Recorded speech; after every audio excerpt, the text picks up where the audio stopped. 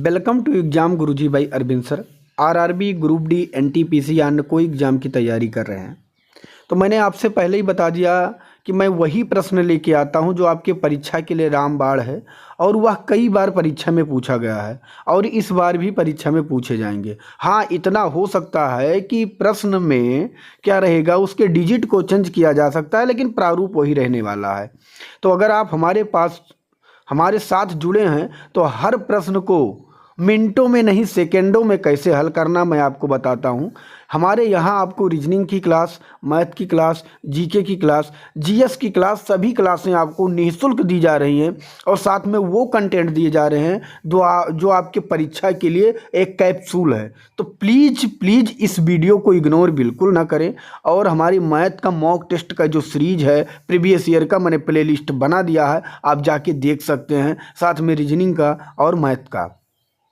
अगर complete math practice देखना चाहते हैं तो आपको डाल देना RRB, group D math full practice set, जो हमारे 8 घंटे की मैराथन है, वहां जाके देख सकते हैं। कंप्लीट साइंस प्रैक्टिस देखना चाहते हैं तो आपको डाल देना साइंस प्रैक्टिस सेट एग्जाम गुरु जी भाई अरविंद सर, फुल आपके पास मैराथन आ जाएगी, वहां जाके देख सकते हैं। मैं वही कंटेंट लेके आता हूं जो आपके परीक्षा के लिए एक कैप्सूल है। अगर आप हमारे साथ जुड़े रहेंगे तो इसका प्रभाव आपको जरूर देखने को मिलेगा, लेकिन आपको पढ़ना है। जब तक आप पढ़ेंगे नहीं तब तक सिलेक्शन होगा नहीं। टाइम न वेस्ट करते हुए प्रश्न की तरफ बढ़ते हैं। पहला प्रश्न आपके सामने है। 32 मीटर लंबी, 3 मीटर ऊंची, 40 सेंटीमीटर मोटी दीवार को बनाने में 25 सेंटीमीटर और 15 सेंटीमीटर 8 सेंटीमीटर आकार की कितने ईंटों की आवश्यकता होगी। देखिए, प्रश्न बहुत इजी है, बस थोड़ा सा दिमाग लगाना है। यहाँ देखिए मीटर लिखा गया है, यहाँ मीटर लिखा गया है और यहाँ सेंटीमीटर लिखा गया है। हम क्या करेंगे, हम तीनों को सेंटीमीटर में बदलेंगे। 1 मीटर में 100 सेंटीमीटर होते हैं तो 32 में कितने हो जाएंगे, 3200। मल्टीप्लाई करेंगे, 3 मीटर है तो 1 मीटर में अगर 100 तो 3 मीटर में 300 हो जाएंगे। ठीक है, आगे ये तो 40 ऑलरेडी सेंटीमीटर में है तो आप 40 लिख दीजिएगा। आपको करना क्या है, नीचे 25 सेंटीमीटर, 15 सेंटीमीटर, 8, ये सभी के सभी ये सेंटीमीटर में है तो आप सीधा का सीधा लिख लीजिए 25, 15, 8।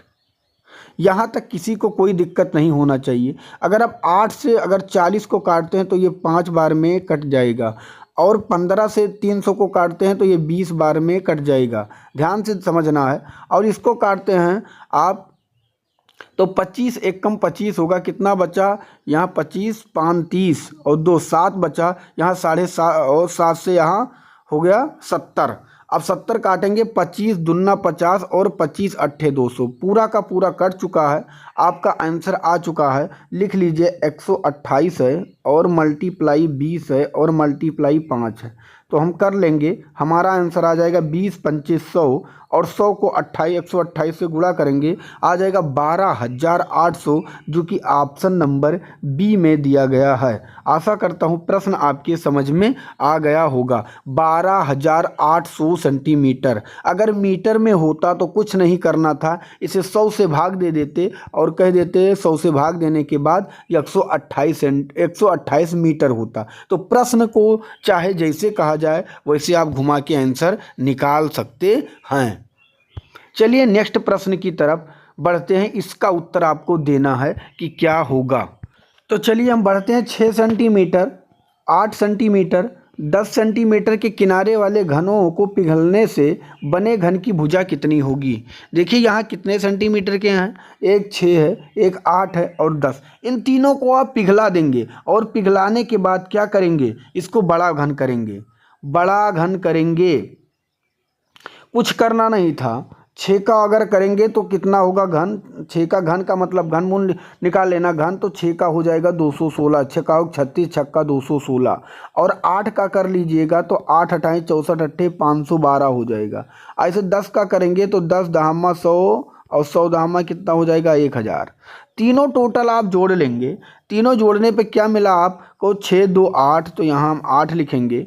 उसके बाद यहाँ है 1 1 2 लिख देंगे। आगे है 2 और 5 7 7 लिख देंगे, 1728 आ गया। 1728 टोटल जोड़ने पर आ गया मटेरियल। इसका बड़ा घन बनाना था तो इसका पूरा का पूरा घनमूल निकाल देंगे। तो 1728 आपसे पूछें किसका है, आप कहेंगे ये हो जाएगा 12 का घनमूल है। आप चेक कर लीजिएगा, 12 इसका करेक्ट आंसर हो जाएगा, जो कि ऑप्शन नंबर सी में दिया गया है। तो प्रश्न के प्रारूप को समझना है, फार्मूले कोई नहीं लगाना है, दिमाग का प्रयोग करना है, ट्रिक सॉल्यूशन से हर प्रश्न को हल करना है। क्योंकि अगर आप सूत्र लगाएंगे, टाइम वेस्ट करेंगे, टाइम कम पड़ जाएगा, तुक्के मारेंगे, सिलेक्शन से वंचित रह जाएंगे, तो सॉल्यूशन के लिए ट्रिक अपनाना बहुत ज़्यादा ज़रूरी है। नेक्स्ट प्रश्न की तरफ बढ़ते हैं। इसका उत्तर देना है कि क्या होगा, किन्हीं तीन पदार्थों के आयतन, किन्हीं तीन पदार्थों के आयतन का अनुपात 3:4:7 है तथा इन तीनों पदार्थों के समान आयतन के भार का अनुपात 5:2:6 है। यदि इन तीनों पदार्थों को मिलाकर एक नया पदार्थ बनता है जिसका भार 65 किलोग्राम है, तब इस मिश्रण में दूसरे पदार्थ का भार कितना होगा। देखिए, बहुत ही सरल प्रश्न है। आयतन का अनुपात दिया गया है 3:4:7 और उसके आयतन के भार का अनुपात दिया गया है 5:2:6। तो अगर ऐसा प्रश्न आता है तो देखिए, 3 से 5 में गुणा करेंगे कितना होगा 15, और 4 से 2 में गुणा करेंगे कितना होगा 8, ऐसे 7 से 6 में गुणा करेंगे, ऐसे 7 से 6 में,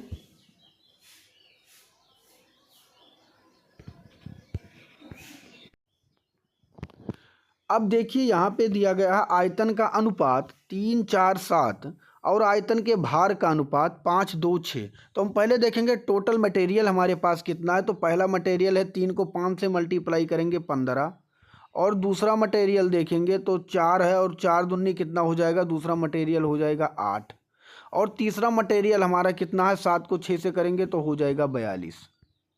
टोटल मटेरियल देखिए, पहला मटेरियल हमारा 15 है, दूसरा मटेरियल हमारा 8 के अनुपात में है, और तीसरा मटेरियल हमारा 42 के अनुपात में है। ध्यान से देखना है, ये प्लस मैंने लगा दिया है इसलिए क्योंकि टोटल मटेरियल की बात किया है जिसका भार 65 किलोग्राम है, और टोटल अगर हम तीनों जोड़ेंगे 15, 8 और 42 तो ये आ जाएगा 65। 65 को अगर हम 65 को अगर यहाँ भी 65 है, यहाँ भी अनुपात 65 आया, तो 65 को 65 से अगर हम काटेंगे तो 1 आ जाएगा। कितना आ जाएगा 1। आपसे पूछा गया दूसरा मटेरियल कितना है, ठीक है, इस मिश्रण में दूसरे पदार्थ, तो दूसरा कितना दिया गया है, दूसरा 8 दिया गया है। तो 1 को हम 8 से अगर मल्टीप्लाई करेंगे तो केवल हमें 8 प्राप्त होगा, जो कि ऑप्शन नंबर आपके सामने ए में दिया गया है। चलिए नेक्स्ट प्रश्न की तरफ बढ़ते हैं। इसका उत्तर आपको देना है कि क्या होगा। एक समचतुर्भुज की लंबाई और चौड़ाई का क्रम 30% और 25% अधिक किया गया है। इससे बनने वाले आयतन या आयत का क्षेत्रफल, इससे बनने वाले आयत का क्षेत्रफल समचतुर्भुज के क्षेत्रफल से कितना अधिक है। देखिए, ये भी प्रश्न बहुत सरल है। मैंने आपसे ऐसे प्रश्न के लिए ट्रिक बताया है। इसमें जो फार्मूला लगाएगा वो अपना टाइम वेस्ट करेगा और इससे ज़्यादा कुछ नहीं, ठीक है, और फिर बाद में पछताएगा। लंबाई चौड़ाई 30%, 25% अधिक किया गया है, तो टोटल हमें बस ये देख लेना है कि टोटल उसके क्षेत्रफल में समचतुर्भुज में कितना वृद्धि हुआ। तो अगर हर चीज़ 100 होता है, 30 की वृद्धि हुआ तो यहाँ 130 हुआ, फिर 25 की वृद्धि हुआ तो यहाँ 125 हुआ, और बस हम बटा 100 से काट देंगे, हमारा आंसर हमारे सामने आ जाएगा। इसमें क्या करना था, कुछ नहीं। अगर 25 पंचे 125, 25 चौका 100, 4 से हम इसको काट देंगे, 4 दूनी 8, 4 तेई 12, और 12, 4 दूनी 8, 4 पंचे 20। कितना आया इधर आया 32.5, यहाँ हम लिख देंगे 32.5, और उधर कितना बचा 5। इसको अगर हम मल्टीप्लाई करते हैं तो कितना आ जाएगा 162.5, ठीक है। अब देखिए, हर चीज़ क्या होता है अपने आप में 100 होता है, मैंने 100 माना था, और यहाँ कितना है 162.5। अगर 100 घटा देंगे तो कितना बचेगा 62.5% अधिक, जो कि ऑप्शन सी में दिया गया है। चलिए अगले प्रश्न की तरफ बढ़ते हैं। इसका उत्तर देना है 16 मीटर लंबे तथा 11 मीटर चौड़े एक मैदान के बाहर की ओर 1 मीटर चौड़ा रास्ता है, तब रास्ते का कुल क्षेत्रफल कितना होगा। प्रश्न बहुत ही इजी है। मैंने क्या बताया है कि अगर क्षेत्रफल ज्ञात करना है तो कुछ करना नहीं था। पहले हम देखेंगे कि मैदान का क्षेत्रफल कितना है। 16 मीटर लंबा, 11 मीटर चौड़ा। तो हम सीधा सीधा क्या करेंगे, 16 को हम 11 से मल्टीप्लाई कर देंगे। तो 11 छक 66 के 6, हासिल आ गई 6, और 11 एक कम 11 और 6 हो गया 17, 176 टोटल हमारा हो चुका है। अगर 1 मीटर चौड़ा रास्ता बनाते हैं और कहाँ कहाँ का, बाहर की ओर, तो मतलब कि अभी तो 16 था, अब कितना हो गया 17, और ये 11 था तो एक इसमें भी बढ़ा, अब कितना हो गया 12। अगर हम इसको मल्टीप्लाई करते हैं तो 12 सते 84 के 4, हासिल आ गई 8, 12 कम 12 और 12 8 20। तो देखिए कितना था 176, लेकिन रास्ता होने पर कितना हो गया 204। हम आपसे पूछे रास्ते का क्षेत्रफल कितना है, आप माइनस कर दीजिए, आंसर आ जाएगा 14 से 6 निकालेंगे 8 बचेगा, यहाँ बचा 9, 9 से 7 निकालेंगे 2 बचेगा, 28 वर्ग मीटर रास्ते का क्षेत्रफल हो जाएगा, जो कि ऑप्शन नंबर डी में दिया गया है। तो प्रश्न कितना इजी है, सिर्फ दिमाग लगाना है। जो फार्मूला लगाएगा वो बाद में पछताएगा। नेक्स्ट प्रश्न आपके सामने, इसका उत्तर आपको देना है कि क्या होगा। एक आयत की लंबाई और चौड़ाई क्रमशः 15%, प्लस का मतलब 15% बढ़ा दिया गया, माइनस का मतलब 10% बदलाव किया जाए, मतलब -10 का मतलब घटा दिया गया है, याद रखना है। तो आयत के क्षेत्रफल में कितने प्रतिशत का बदलाव होगा। प्रश्न फिर सरल है। पहले +15 है तो 100 में 15 जोड़ेंगे 115 होगा, और 10 माइनस कर देंगे तो 90 हो जाएगा, और किससे काट देंगे 100 से। हमारा आंसर हमारे सामने होगा, कुछ करने की ज़रूरत नहीं थी। 0 से 0 सीधा का सीधा मैंने काट दिया, यहाँ से 0 से 0 मैंने काट दिया। अब यहाँ आप देखिए, अगर आप मल्टीप्लाई करते हैं 115 से 9 में मल्टीप्लाई करते हैं तो 9 पचे 45 के 5, 9 एक कम 9, 9 4 13 हुआ, और 9 एक कम 9 एक 10, कितना हुआ 1035/10। हमें पता अगर भाग देंगे तो एक के बाद पॉइंट लग जाएगा, तो कितना होगा 103.5, 103.5। हर चीज़ अपने आप में क्या होता है 100 होता है, लेकिन यहाँ कितना ज़्यादा है 3.5 ज़्यादा है, तो 3.5 करेक्ट आंसर होगा, जो कि सी में दिया गया है। देख सकते हैं प्रश्न कितनी बार परीक्षा में पूछा गया है। ये नहीं कि जो मन हुआ वो प्रश्न मैं आपके सामने लेकर आया और पढ़ा के चला गया। लेकिन ऐसी क्लास आप कब पाएंगे, जब आप वीडियो को शेयर करेंगे, हम मोटिवेट होंगे, क्योंकि भाई हमें इतना, अगर मैं आपके लिए मेहनत कर रहा हूँ तो मैं ये तो देखूँ कि हमारे बच्चे हमारे कंटेंट को पसंद कर रहे हैं, तभी तो मैं मेहनत कर पाऊंगा। ये काम आपका है कि अब मित्र तक शेयर आपको करना है, वीडियो को लाइक करना है, चैनल पर नए हैं सब्सक्राइब करना, और एक अच्छा कमेंट जरूर करना है। चलिए नेक्स्ट प्रश्न की तरफ बढ़ते हैं, इसका उत्तर आपको देना है। किसी आयत का परिमाप 24 सेंटीमीटर है, जबकि उसका क्षेत्रफल 32 सेंटीमीटर है, तो उस आयत की लंबाई चौड़ाई क्या होगा। देखिए अब ऐसे प्रश्न में बिल्कुल कुछ करना नहीं, सिर्फ दिमाग लगाना है और सीधा सीधा आंसर। देखिए क्षेत्रफल का फार्मूला क्या होता है, आप कहेंगे लंबाई गुणे चौड़ाई, यल गुणे बी, मतलब यल मतलब लंबाई, बी के मतलब बेस मतलब चौड़ाई, बस इतना समझिए। तो अगर क्षेत्रफल 32 है तो कौन सा ऑप्शन गुणा करने पे 32 होता है, इसको करेंगे 36 होगा, इसको करेंगे 32 होगा। 8 और 4 4 बटे 32 आंसर लग गया, कुछ करने की जरूरत नहीं थी। परिमाप की बात थी तो परिमाप का फार्मूला होता है 2l + b, ये मैं आपको बता दे रहा हूँ, इतना याद रखिएगा। अब l + b मतलब 4 8 जोड़ेंगे कितना होगा, अंदर 12, 12 को 2 से करेंगे 24, तो दिख रहा है डी इसका करेक्ट आंसर हो जाएगा। इसमें क्या करना था, ऐसे प्रश्न को चुटकियों में तो हल करना है। नेक्स्ट प्रश्न आपके सामने, इसका उत्तर आपको देना है। देख सकते हैं प्रश्न का प्रारूप क्या है, कितनी बार परीक्षा में पूछा गया है, इग्नोर नहीं करना है। एक व्यक्ति धारा की दिशा में 11 किलोमीटर घंटा की गति से व धारा के विपरीत दिशा में 8 किलोमीटर घंटा की गति से नाव चलाता है या चला सकता है, तो धारा की गति बताओ। मैंने आपसे क्या कहा, अगर नाव की गति कहा जाए और या धारा की गति किया जाए तो क्या करना है, नाव की गति में प्लस करके उसका आधा करना है, और धारा की गति में माइनस करके उसका आधा करना है, आपका आंसर आ जाएगा। तो किसकी गति कहा गया है, नाव चला सकता है तो धारा की गति, धारा में माइनस करके आधा करना है। यहाँ 11 किलोमीटर घंटा, यहाँ 8, 11 से 8 निकालेंगे बचेगा 3, 3 का आधा हो गया 2, और 3 का आधा मतलब 3/2, आंसर आ गया 1.5 किलोमीटर घंटा, जो कि ऑप्शन नंबर सी में दिया गया है। ठीक है, तो प्रश्न में है क्या, यहाँ ऑप्शन नंबर सी में दिया गया है। प्रश्न को समझना है बस, ठीक है नहीं प्रश्न में कुछ, समझेंगे तभी प्रश्न को हल कर पाएंगे। प्रश्न दिया गया है, दो रेलगाड़ियां जिनमें से एक की लंबाई 210 मीटर है और दूसरी की लंबाई 250 मीटर है, क्रमशः 130 किलोमीटर घंटा और 110 किलोमीटर घंटा की चाल से समांतर पटरियों पर चल रही हैं। यदि वह विपरीत दिशाओं में चल रही हैं तो उनके द्वारा एक दूसरे को पूरी तरह से पार करने में कितना समय लगेगा। देखिए मेरे भाई, है क्या प्रश्न में? कुछ नहीं। मैंने आपसे कहा अगर एक ट्रेन इधर से चल रही है, एक ट्रेन इधर से चल रही है, तो दोनों का डिस्टेंस क्या होगा? जुड़ेगा।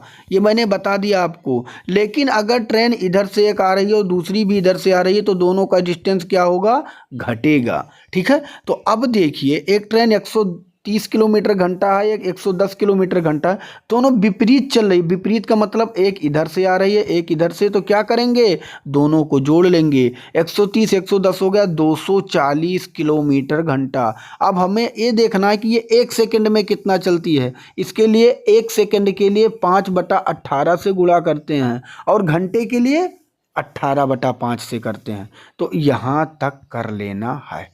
अब देखिए, अगर हम इसको काटते हैं तो 6 तिरिक 18, 6 चौके 24, 40 पंचे कितना हुआ? 200।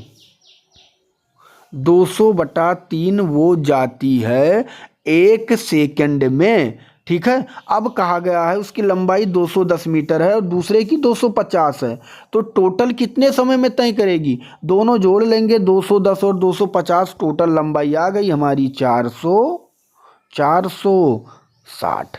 वो एक सेकंड में कितना चलती है? 200/3। आपको पता होगा 200/3 ऐसे लिखते हैं, लेकिन 3 हट के कहाँ चला जाएगा? ऊपर।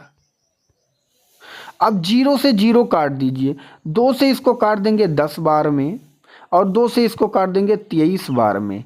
23 तिया कितना होता है? 69, और 69 नीचे कितना है? 10। इसको काटेंगे 10 से या भाग देंगे तो 6.9 आ जाएगा, 6.9 सेकंड में, जो कि ऑप्शन डी में दिया गया है। प्रश्न के प्रारूप को समझना है, प्रश्न को चुटकियों में हल करना है। हमारे साथ जुड़े रहेंगे, रेलवे में नौकरी दिलाने का मैं वादा करता हूं, लेकिन पढ़ना आपको है। ठीक है, हर प्रश्न के ट्रिक को सॉल्यूशन द्वारा मैं कराऊंगा, जो आज तक आपको पूरे यूट्यूब चैनल पे नहीं मिला है। चलिए अगले प्रश्न की तरफ बढ़ते हैं। दो ट्रेन चंडीगढ़ के लिए दिल्ली से साय 6 बजे और शाम 6:30 बजे चलती हैं। यदि उनकी चाल क्रमशः 60 किलोमीटर घंटा और 75 किलोमीटर घंटा है, तो दिल्ली से कितने किलोमीटर दूरी पर वह दोनों ट्रेनें आपस में, कितने किलोमीटर दूरी पर वह दोनों ट्रेनें मिलेंगी? तो चलिए हम लोग इस प्रश्न को हल कर देते हैं। दुनिया का सबसे सरल प्रश्न है, अगर आप समझ गए तो एक है 6 बजे चलती है, एक 6:30 बजे चलती है। अब ये देखिए, अगर ये 6 बजे ट्रेन चली और ये 6:30 बजे चली, तो अंतर कितने का है? घंटे में बात करें तो आप कहेंगे आधा घंटा पहले चल चुकी है पहली ट्रेन, और ये कौन सी स्पीड में चल रही है? 60 किलोमीटर घंटा। तो आधा घंटा जो पहले चली है, मैं मानता हूँ कि वो 30 किलोमीटर ज़्यादा चल चुकी है, तो 30 रख देंगे। ठीक है, अब ये 6:30 हो चुकी है, ये भी 6:30। अब देखिए यहाँ पे इसकी स्पीड कितना है? 60 किलोमीटर घंटा। तो 60 किलोमीटर घंटा के लिए 60 किलोमीटर घंटा चलती, कितना समय चलती है नहीं पता है, तो हम 60x कर लेंगे। ठीक है, ऐसे दूसरी ट्रेन की बात करें तो वो क्या चलती है? उसकी स्पीड 75 किलोमीटर घंटा, 75 किलोमीटर घंटा, और उसको मल्टीप्लाई भी हम x से।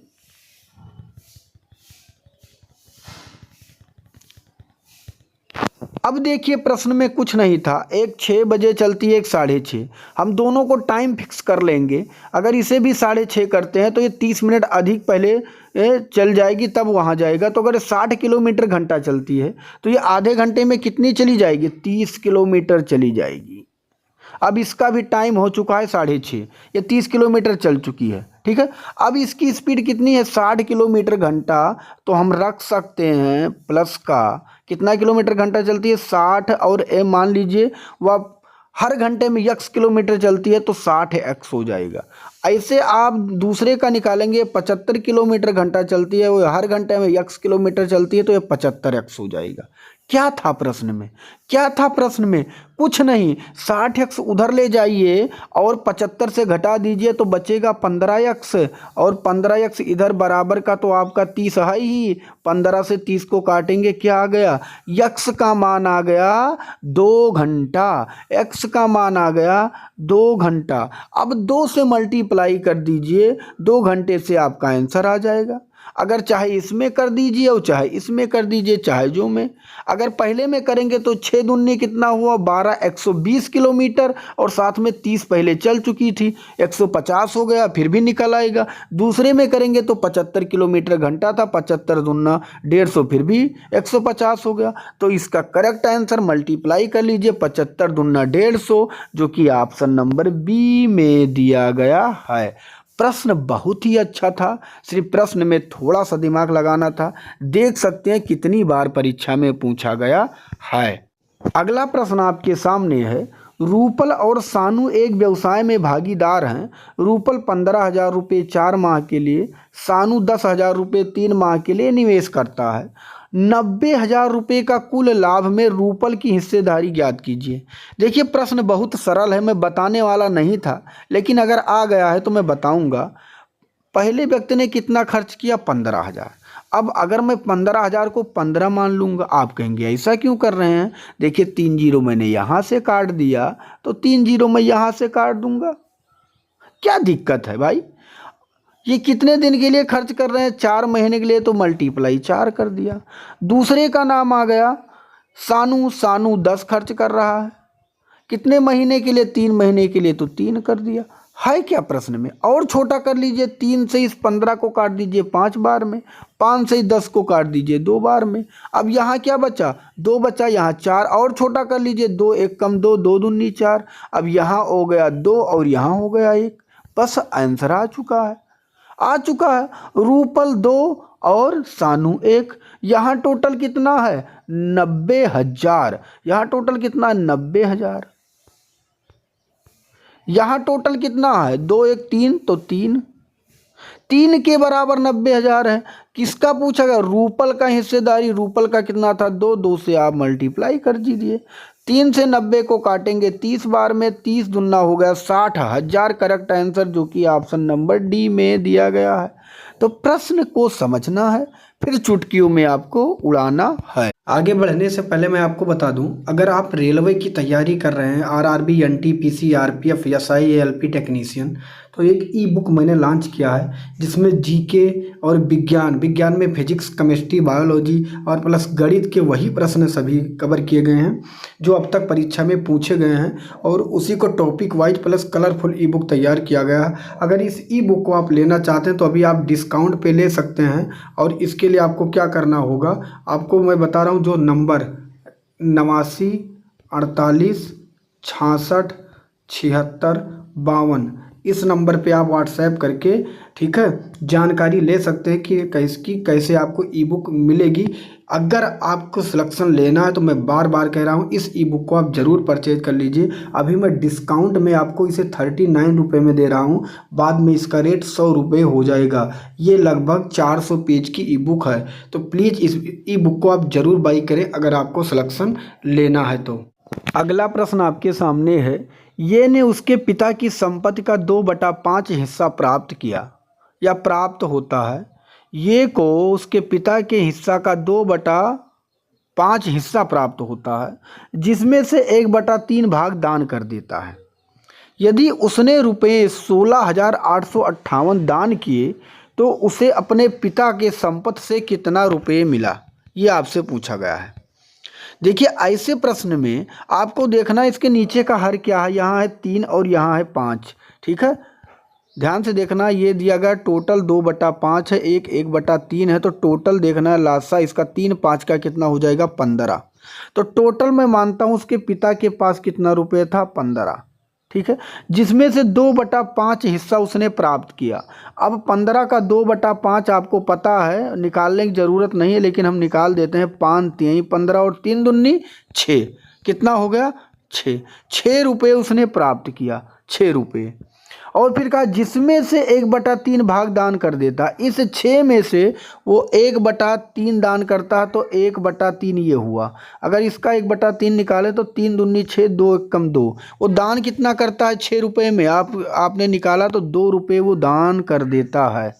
अब कहा गया है यदि उसने 16,858 दान किए तो उसके पिता के पास संपत्ति कितनी थी। अब देखिए दान कितना किया 2 और बताया कितना 16,858, तो 2 के बराबर है 16,858। टोटल रुपए उसके पिता के पास कितने थे, मैंने कितना माना 15, तो 15 रख दीजिए। 2 से इसको काट देंगे, 2 8 16, 2 चौक 8 और 2 दूनी 4 और 2 9 18। कितनी बार में कट गया, 8429 बार में। और बराबर का तिरछा क्या होता है, गुणा। गुणा कर देंगे, आपका आंसर आपके सामने आ जाएगा। गुणा करने पे आपको प्राप्त होगा 1,26,435। इसका करेक्ट आंसर जो कि ऑप्शन डी में दिया गया है। नेक्स्ट प्रश्न आपके सामने, इसका उत्तर आपको देना है। प्रश्न बहुत सरल है, बताने की ज़रूरत नहीं थी लेकिन अब आ गया है तो मैं बता दूंगा। 1/0.04।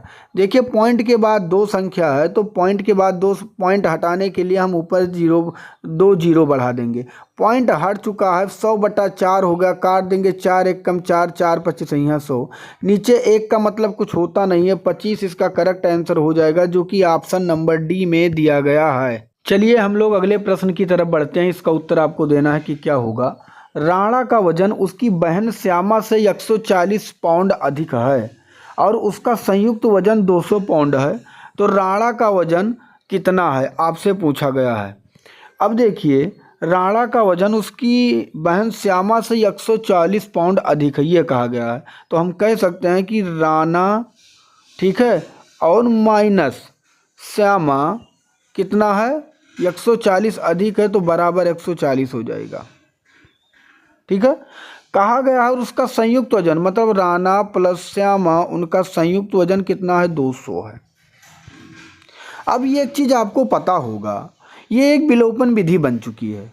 विलोपन की विधि में प्लस माइनस क्या हो गया, कट गया, और आर आर आपने 2 जोड़ लिया तो कितना हो गया 2r। कितना हो गया 2r। ये ऐड हो जाएगा 200 और 140 कितना हो जाएगा 340। ठीक है, 2 से अगर इसको काटेंगे, 2 से काटेंगे तो 2 एक कम 2, 2 सत्ते 14। कितनी बार में कट गया 170 बार में कट गया। तो R का मान आ गया 170। मतलब क्या हुआ, मतलब ये हुआ कि राणा का वजन कितना है 170। 170 इसका करेक्ट आंसर हो गया। तो प्रश्न में कुछ नहीं था। अगर पूछा जाता कि उसकी बहन की श्यामा की कितना वजन है तो टोटल है दोनों को मिला के 200। अगर राणा का 170 है तो आप घटा देते, आप कहते 30 उसकी बहन श्यामा का होगा। तो प्रश्न के प्रारूप को समझ के चुटकियों में उड़ा देना है। चलिए अगले प्रश्न की तरफ बढ़ते हैं। इसका उत्तर आपको देना है। क्या कह रहा है, एक संख्या 5 से विभाजित करने पर 3 का शेषफल छोड़ती है, उसी संख्या के वर्ग 5 से विभाजित होने पर शेषफल क्या होगा। मैंने आपसे कई बार इस बात को बताया है कि अगर ऐसा प्रश्न आए वो शेषफल छोड़ता है और फिर उसी संख्या को या किया जाए विभाजित तो क्या होगा।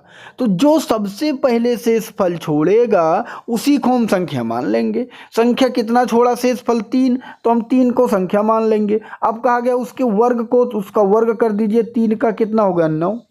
अब उसको 5 से विभाजित किया जाए, 5 से विभाजित करेंगे शेषफल आ जाएगा 4।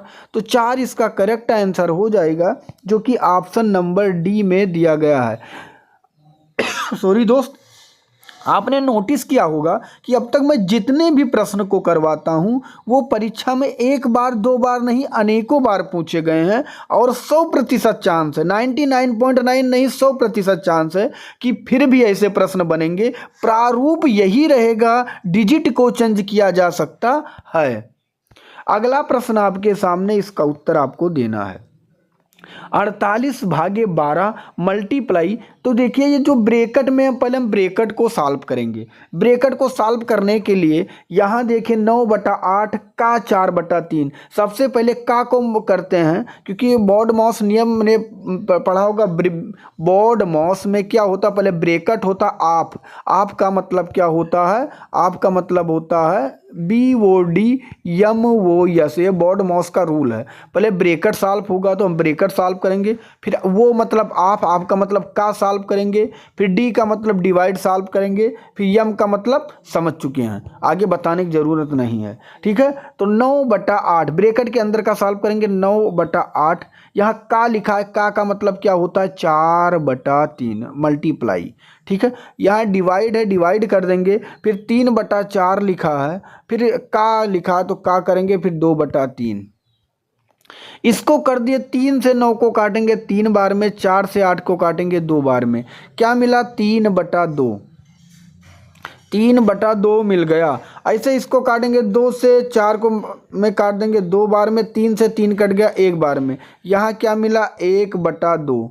अब देखिए यहाँ 3/2, यहाँ 1/2 भाग का चिन्ह है। आपको पता होगा कि भाग के चिन्ह में क्या होता है, पलट जाता है। तो अब हम सीधा सीधा टोटल सॉल्व कर लेंगे। 12 से 48 में काटेंगे, कितनी बार में जाएगा 4 बार में। इसके बीच का चिन्ह मल्टीप्लाई है, मल्टीप्लाई करेंगे। 3/2 है तो 3/2 कर दीजिए, और ये जो भाग का चिन्ह है पलट जाएगा। 1/2 क्या हो जाएगा 2/1 हो जाएगा। तो 2 से 2 कट जाएगा, 4 से 12 इसका करेक्ट आंसर हो जाएगा, जो कि ऑप्शन नंबर डी में दिया गया है।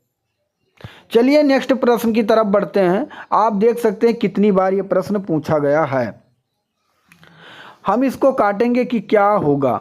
अब देखिए हम इसको हल कैसे करेंगे। यहाँ √32 है, इसको हम तोड़ेंगे तो √32 को हम तोड़ सकते हैं 4 × 8 में। प्लस का चिन्ह है, प्लस लगाएंगे। 48 को तोड़ेंगे 4 × 12 में। किसी को कोई डाउट नहीं। ऐसे नीचे है √8 प्लस √12। अगर हम इसको हटाते हैं, √4 को बाहर लाएंगे 2 होगा। ठीक है, 2 होगा, और यहाँ क्या बचा है 8 केवल, तो कर दीजिए। ऐसे इनको √4 को बाहर लाएंगे 2 होगा, यहाँ क्या बचा है 12 कर दीजिए। नीचे ऐसे सेम का सेम √8 प्लस √12 कर लीजिए। आपको पता होगा यहाँ 2 है, 2 को हम कॉमन बाहर ले लेंगे। 2 को हम कॉमन ले लेंगे तो अंदर क्या बचा √8 प्लस √12। ऐसे यहाँ क्या बचा √8 प्लस √12। तो √8 प्लस √12 कट जाएगा, बचा क्या केवल 2। तो 2 इसका करेक्ट आंसर हो जाएगा, जो कि ऑप्शन ए में दिया गया है। ये अगले प्रश्न की तरफ हम बढ़ते हैं। इसका उत्तर आपको देना है, परीक्षा में कई बार पूछे गए हैं। एक स्कूल में लड़के एवं लड़कियों की संख्या का अनुपात 3:2 है। यदि लड़कों का 20% और लड़कियों का 25% वजीफा धारक हैं, तो उन स्कूली विद्यार्थियों को जो वजीफा धारक नहीं है। देखिए ऐसे प्रश्न में आपको कुछ करना नहीं था। 3:2 है तो आप छोटी सी संख्या को बड़ी कर लीजिए। 3 को 30 कर लीजिए, 2 को 20 कर लीजिए। अब लड़के 30 हैं, लड़कियां 20 हैं। कहा गया लड़कों का 20% और लड़कियों का 25% वजीफा धारक हैं। आप ये बताइए, अगर 20% वजीफा पाते हैं तो कितने बच्चे वजीफा नहीं पाते हैं? आप कहेंगे 80%। और 80% 30 का कितना हो जाएगा 24। आप कहेंगे कैसे निकला? मैं निकाल के बता दे रहा हूँ, इतनी छोटी छोटी चीज़ तो बताना नहीं चाहिए। 80% ऐसे निकलता है 30 × 80/100, फिर 8 तिरिक क्या हो जाएगा 24। तो समझ गए होंगे। तो कितने लड़कों को नहीं मिला वजीफा? 24।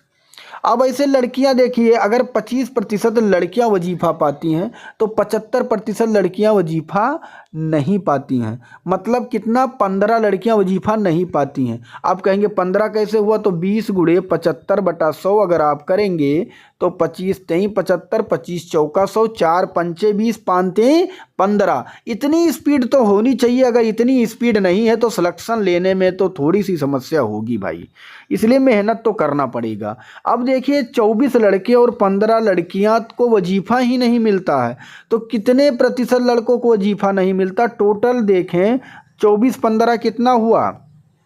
24-15 हो चुका है, 39 लड़कों को वजीफा नहीं मिलता। प्रतिशत ज्ञात करने के लिए 100 से मल्टीप्लाई करते हैं।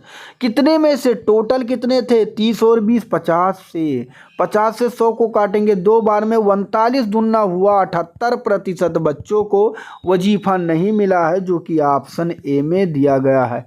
तो प्रश्न के प्रारूप को समझना है, तभी प्रश्न को हल कर पाएंगे। हमारे साथ जुड़े हैं तो रेलवे की एक सीट पक्की समझें, ठीक है, ये आप ध्यान रखिए।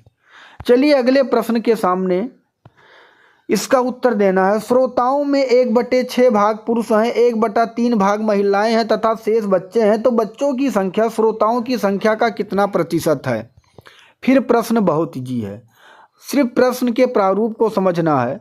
यहाँ 1/6 है, 1/3 है। यहाँ टोटल संख्या मानने के लिए 6 3 का लासा लेंगे तो क्या होगा? 6। अब आपको ये समझना है कि टोटल श्रोता का संख्या कितना है? 6 है। टोटल श्रोता का संख्या क्या है? 6 है। अब कहा गया 6 का 1/6 भाग पुरुष है। अब बताइए 6 का 1/6 आप ऐसे काट देंगे तो कितना बचा? 1। मतलब क्या हुआ? 1 है पुरुष और फिर कहा गया 1/3 भाग महिलाएं हैं। अगर 6 का 1/3 निकालेंगे तो कितना होगा? 3 दूनी 6, 2 1 कम 2। महिलाएं कितनी हैं? महिलाएं 2 आ गई, ठीक है, महिलाएं 2 आ गई। टोटल कितने थे? 6, जिसमें से 2 महिला 1 पुरुष, दोनों मिलकर कितने हो गए? 3। 3 पुरुष महिला हैं, टोटल 6 थे। अगर 6 में से 3 आपने निकाल दिया तो बच्चे कितने? 3 बच्चे। 3 क्या हैं? फिर बच्चे हैं। प्रतिशत ज्ञात करने के लिए 100 से मल्टीप्लाई करते हैं। टोटल कितने थे? 6। बस 3 दूनी 6, 2 से 100 को काटेंगे, में काट देना है, 50 आ जाएगा। 50 इसका करेक्ट आंसर, 50%, जो कि ऑप्शन नंबर बी में दिया गया है। चलिए अगले प्रश्न की तरफ बढ़ते हैं। इसका उत्तर आपको देना है कि क्या होगा। 1 रुपये में 40 पिने बेचकर एक दुकानदार 25% का घाटा करता है और 20% का मुनाफा प्राप्त करने के लिए उसे 1 रुपये में कितनी पेन बेचनी चाहिए? प्रश्न बहुत सरल है, सिर्फ समझना है। जब वस्तु को बेचे तो करना क्या है? कितना उसे लाभ लेना है? 20%, मतलब 120, ठीक है, 120। और कितने में घाटा में बेचता है? 75% के घाटा, सॉरी दोस्त, 25% के घाटा पे, तो 100 से 25 घटाया कितना हुआ? 75, ठीक है।